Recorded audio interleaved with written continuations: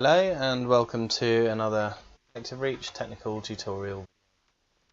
Today we're going to take a look at Cisco access list logging, how it can help us determine which path traffic took on a network, and to help us secure potential issues on the network by knowing how the traffic has flowed through a network. So we're just going to have a look at this basic topology of three routers. We've got Monty, Rufus and a gateway router connected together in a basic triangle. And what we're going to be doing is sending traffic to the loopback address of 10.0.0.10, and we're going to have a look at the access lists, see where the traffic has come from. So let's first of all have a look at the configuration of Rufus. So we've got our loopback address here, and we have these two interfaces here, and on these interfaces we have an access list applied inbound on both. And it's this access list here, which is just permitting any traffic, but also explicitly stating that ICMP traffic is allowed. And we've got the same access list here, 101 and 102. The only difference with these is this one has log, and this one has log-input. And this one has nothing. So if we just clear the counters first of all on the access lists,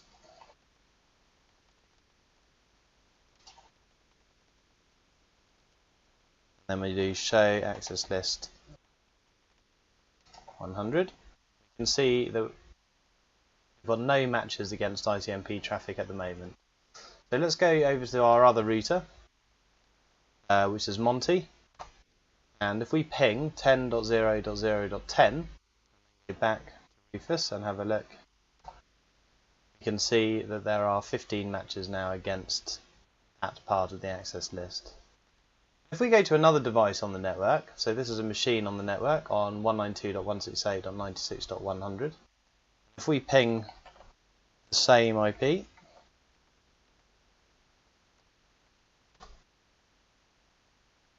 and then have a look again at the access list matches, we can see that the traffic count has incremented.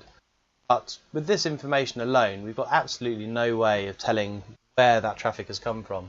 This is useful to see that traffic has matched against it, but not as useful as it might possibly be.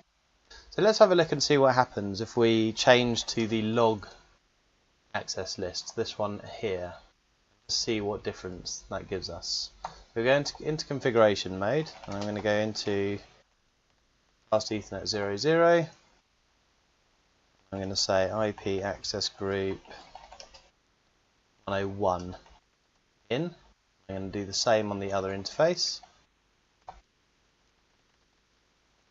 And if you have a look at a couple of important parts of the configuration before we do an example on this. First of all is this line here, IP access-list log-update threshold 1. That means that I'm going to be looking at every single packet that matches against this access list, because I've got a 1 here. By default, the figure is much higher, and you won't see every single packet. And also, in order to see the logs, we need to have terminal monitoring switched on. So to do that, we type term on. And that means the logs created are outputted to the terminal window. You can see them. So those two things have to be in place for this kind of troubleshooting. And just a word of warning, if you're doing a log against an access list which has a lot of traffic and it's on a live production router, be very careful you set the threshold as low as this, because you could inadvertently loss your own router. You could create a denial of service against your own router. So just a word of warning, make sure that you know what sort of traffic you're going to be looking for and what sort of threshold is suitable. This lab demonstration, I know exactly what traffic is going to be flowing. I know the only pings that will be flowing will be the ones that I generate. Those will be relatively small. So going back to the example, let's go back to our other router, and this time we're going to do the exact same thing again. We're going to send a ping to 10.0.0.10, and this time we can now see a lot more information, simple incremental counter against the access list. We can see the source address that it's come from over here, 192.168.96.100, 200, and the destination, and also how much data has travelled, the time, all sorts of information here, which is now far more useful to us. And if we do the same thing from our other machine on the network here, again we can see data from this other IP address, the IP address of the machine, 192.168.96.100, going to that address. So this is far more useful. However, if we go back to our topology here, we still really don't know how that traffic has reached that loopback address, because there are two paths into that router. From here it could have gone this way, or it could have gone this way, round through Monty and then this way. So how do we know if the traffic has gone this way, or indeed if it's gone from here this way, or straight across here, or from here straight across? We still don't actually have that information, and that could be very useful if we need to find out where a security weakness is somewhere on the network. Of course, if we had access to all the devices, we could have a look at the routes, see where the traffic is being routed to. But maybe we don't have access to all the devices. Maybe it's not easy to check that information and we just need a bit of extra clarification. Whatever reason, this other access list, log input, gives us a bit more information that will help us find this information out. So let's apply that access list and do the same thing again. I'm just going to go into Internet interface fast Ethernet 00. By this time 102. I'm going to do the same on our other interface. So I'm applying this one here now. We're going to see the difference. Okay. Just come out of the configuration mode. I'm going to go back to our other router. I'm going to send the same ping again. Now, let's have a look at the difference. Now we can see the same information, the IP address that it's come from, but this time we are now seeing a port and a MAC address. And that information is the port that it's come in on. There's the port that it's hit on Rufus. That is 01, which is this one here.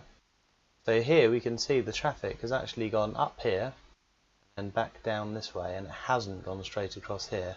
If we had a look at the MAC address, we'd be able to see it's the MAC address of the router up here, the last hop up here.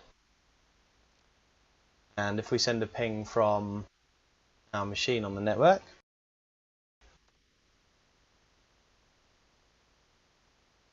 again here we can see the traffic has come from the IP address, and again we can see it's gone via that interface. It's the same MAC address as the traffic here because the hop prior is the same. So again we can see the traffic has come from here and gone down this path, and it hasn't gone round that way. So that is far more useful to us now, and we can determine which route the traffic is taking. If we jump onto Monty again and say let's change the route that the traffic's taking, because if we have a look at config, we can see that the traffic is routed all to 192.168.96.1. So we know that traffic goes from Monty and it will always go up here. So that's how it's finding its way over here. However, we could add a special route for the 10 network. So let's do IP route 10.0.0.0, 255.255.255.0, and we're going to send it the other way. So let's send it over to here, this interface of Rufus, 172.16.16.2. 172.16.16.2. And now, do the same thing again. Now look here, you can see Now this time the source address is different because it's taking a more direct route, so the source address is now the source address on that link of 1T to Rebus 172.16.16.1, and we can see that the traffic now is going into fast Ethernet 0.0 as opposed to fast Ethernet 0.1. The MAC address, of course, is different. The MAC address that is now showing is the MAC address here, and the traffic is going straight across this way. Even if you change the source address, on the other router, if you change the source address on Monty to 192.168.96.200, which is the IP address of the other interface, of course it still takes that new route. So we've got here from 192.168.96.200 to 10.0.0.10, and again it's going this way because that's the route that we've set. So you can see how the different types of access list you can set within a Cisco router can help you determine potential security issues on your network or routing issues that you've got on your network. And we're getting a much higher level of information, a much more verbose level of information. So I hope that's been useful to you. Thank you very much for watching.